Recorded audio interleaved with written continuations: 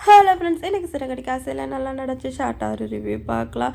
மீனா வந்து பூ கட்டிகிட்டு இருக்காங்க. அந்த டைம் பார்த்து முத்து வராரு. என்ன எங்கள் அம்மா ஏதோ கத்திட்டு போனாங்க அப்படின்னு சொல்லிட்டு, இல்லை ஏன் பூ கட்டிகிட்டு இருக்க, வேலையை பார்க்க வேண்டியது தானே, காலைல வர போகணுமே அப்படின்னு சொல்லி திட்டினாங்க அப்படின்னு சொல்லலாம். சரி நம்ம பொழப்ப நம்ம பார்க்கணும்ல, அவங்களுக்கு என்ன அவங்க கத்துவாங்க விட அப்படின்னு சொல்லிட்டு முத்து அவங்களுக்கு ஹெல்ப் பண்ணிகிட்டு இருக்காங்க. இந்த மாதிரிங்க எனக்கு ஒரு ஆர்டர் வந்துச்சு. அதுக்கு அங்கே ஆர்டர் ரெகுலராக எடுக்கிறவங்க இன்றைக்கி என்கிட்ட ஒரு மாதிரி பேசுனாங்க. எனக்கு ஒரு மாதிரி மிரட்டுற மாதிரி இருந்துச்சு. நான் ஒன்றும் அவங்க ஆர்டர் தட்டி பறிக்கலையே, ஏன் அப்படி பேசுனாங்கன்னு தெரியல. மீனா சொல்ல, நீ இப்போ தானே இந்த பிஸ்னஸ்க்கு வந்திருக்க, இந்த மாதிரிலாம் நிறைய வரும். எனக்கு ரெகுலராக சவாரி வரவங்க யாராவது யாராவது அவங்கள கூப்பிட்டா எனக்கும் கோவம் தானே வரும். அந்த மாதிரி தான் இது, அதெல்லாம் சரியாயிடும் விட அப்படின்னு சொல்லிட்டு முத்து வந்து மீனாக்கு சமாதானம் சொல்கிறாரு. அடுத்த நாள் எல்லாருமே கிளம்பி மனோஜ் புதுசாக வாங்க போகிற வீட்டுக்கு போகிறாங்க.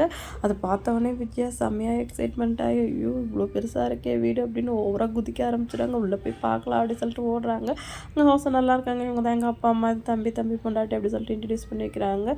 சரி மற்றெல்லாம் பேசிடலாமா அப்படின்னோடனே மீதி பேலன்ஸ் காசு 25 லட்ச ரூபாயை கொடுத்துட்டு அக்ரிமெண்ட்டுங்கிற பேரில் சைன் பண்ணி, இந்த அவங்க காப்பி இது நம்ம காப்பி சொல்லிவிட்டு படத்தெல்லாம் எடுத்துவே அப்படின்னு சொல்லிட்டு ஒரு ஒய்ஃப் கிட்ட கொடுத்துட்டு ஹவுஸ் ஓனர் வீட்டை பார்த்துக்கோங்க அப்படின்னு சொல்லிட்டு கிளம்பிடுறாங்க. நான் கூட எங்கே இந்த 5 லட்ச ரூபாயோட மனோஜ் எஸ்கேப் ஆகிடுவார் அப்படின்னு பார்த்தேன். கடைசியில் 30 லட்சத்தையும் கொடுத்து நாம போட்டாச்சு. கரெக்டாக அவங்க வெளில போகிற நேரம் பார்த்து முத்து என்ட்ரி கொடுக்குறாரு.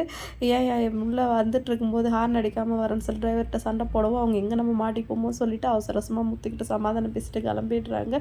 பாருமா வந்தவனே ஹவுஸ் ஓனர்கிட்ட சண்டை போடுறான் அப்படின்னு சொல்லிட்டு முத்து கூப்பிட்டு திட்டுறாரு. ஏன்னா அவன் தானே ஹார்ன் அடிக்காமல் வந்து அதான் பேசுகிறேன், அதில் போகிறது தான் ஹவுஸ் ஓனர்னு சொல்லுவோம். இல்லை ஹவுஸ் ஓனரா, இல்லை இவ்வளோ பெரிய வீட்டுக்கு ஓனர்னு சொல்கிறேன், வாடகை காரில் போகிறாரு, எனக்கு டவுட்டாக இருக்கு, நான் அவனை பிடிச்சி கேள்வி கேட்டு வரேன் அப்படின்னு சொல்லவும், பாருமா கெடுத்து விட பார்க்குறான் அப்படின்னு சொல்லிட்டு மனோஜ் அவங்க அம்மாட்ட ரெக்கமெண்டேஷனுக்கு போகிறாரு. அண்ணாமலை சேர்ந்துட்டு டே விட்ரா, அதெல்லாம் எதுவும் இருக்காது அப்படின்னு சொல்லிடுறாரு. இதெல்லாம் ஏன் நடக்குதுன்னு மனோஜுக்கு இப்போ புரியாது. எல்லாம் நடந்து முடிஞ்சப்புறம் மைண்ட் வாய்ஸ் கேட்கும். அப்போ புரியல, இப்போ புரியுது அப்படின்னு சொல்லிட்டு அடுத்து உள்ளே போய்ட்டு எல்லாருமே வீடை சுற்றி பார்க்குறாங்க. ரவி, மீனா, ஸ்ருதி எல்லாருமே போய் பீச்லாம் போய் விளையாடிட்டு வராங்க. வீடு நல்லா இருக்குது, அலசத்தம் மட்டும்தான் கேட்குது, எதுவும் கார் சவுண்ட்லாம் நல்லா இருக்குன்னு ரவி சொல்கிறாரு. நம்ம விஜய் சும்மா இருப்பாங்களா, ஸ்விம்மிங் பூல் பார்த்துட்டு இது மாதிரிலாம் வீட்டில் இருக்குமே காசு, இது எவ்வளோ பெரிய வீடு பார்த்தியா ஸ்ருதி அப்படின்னு சொன்னோடனே ஸ்ருதியை ரேக்கி விட்ட மாதிரி ஆகிடுச்சு. அதெல்லாம் ஒன்றும் இல்லாட்டி பெரிய வீடு தான், இதை விட பெரிய வீடுலாம் இந்த லைனில் நிறையா இருக்குது, ஏன் எங்கள் பீச் ஹவுஸ் இது பக்கத்தில் தான் இருக்குன்னு சொல்லுது.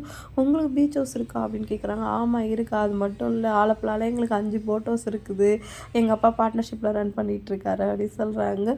அடுத்து யாரானு இருக்குது அப்படின்னு சொல்ல, என்னது அப்படின்னு கேட்குறாங்க. அதுவா, போட்டுக்கு மேலே கப்பலை விட சின்னது அப்படின்னு சொல்லிட்டு விஜயை கலாச்சிடுறாங்க.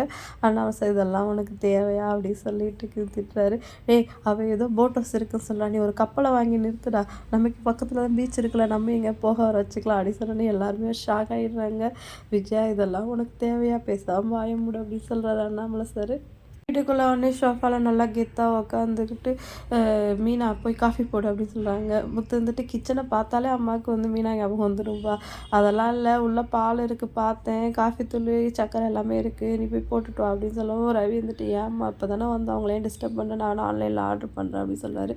அதெல்லாம் எதுக்குலாம் வீண் செலவு, அவளே போடுவா அப்படின்னு சொல்லிட்டு விஜய் செலவோ, ஐயோ அது பழைய பால் மாதிரி இருக்குது, ஃப்ரிட்ஜ் ஆன்ல இல்லாத, காஃபி தூளும் கட்டி போயிருக்கு, வேணா சொல்ல நான் போட்டு தரேன் அப்படின்னு சொல்லவும், வேணாம் அப்படின்னு சொல்லிடுறாங்க. அடுத்து மனோஜ், ரோகிணி இந்த வீட்டை வந்து சினிமாவுக்கு வாடகைக்கு விடலாம், ஃபாரினர்ஸ் யாராவது இருந்தால் வாடகைக்கு விடலாம், அப்போ தான் சீக்கிரமாக இஎம்ஐ கட்ட முடியும் அப்படின்னு சொல்கிறாங்க. உடனே விஜயாவுக்கு செம்ம ஹாப்பி ஆகிடுது. அப்படியாம்மா இப்படிலாம் சம்பாதிக்கலாமா, இதெல்லாம் வந்து நீ சொல்லி தான் எனக்கு தெரியுது அப்படி சொல்லிட்டு அப்படியே சந்தோஷப்படுறாங்க. மனோஜ், ஆமாம்மா ஃபாரின்காரங்களாம் கூட இந்த மாதிரி பீச்சஸ் வந்து எங்கே இருக்குது தேடுவாங்க, நம்ம அவங்களுக்குலாம் வாடகைக்கு விடலாம் அப்படின்னு சொல்லவும், அவரோட ஃப்ரெண்டு டே நீ என் கூட பார்க்கில் இருந்தவனா நீ அப்படின்னு சொல்கிறாரு. ப்ரோ மானத்தை வாங்காதீங்க அப்படின்னு சொல்லிட்டு மனசு சொல்கிறாரு. இன்றைக்கி எபிசோடு இதெல்லாம் முடிஞ்சிருச்சு. இந்த வாரம் ஃபுல்லாகவே ஃபன்னாக தான் இருக்கும், பார்க்கலாம். என்ன நடக்குதுன்னு வெயிட் பண்ணி பார்க்கலாம். வீடியோ பிடிச்சா லைக் பண்ணிக்கோங்க. இன்னொரு வீடியோவில் நம்ம மீட் பண்ணலாம். டாட்டா, பாய்.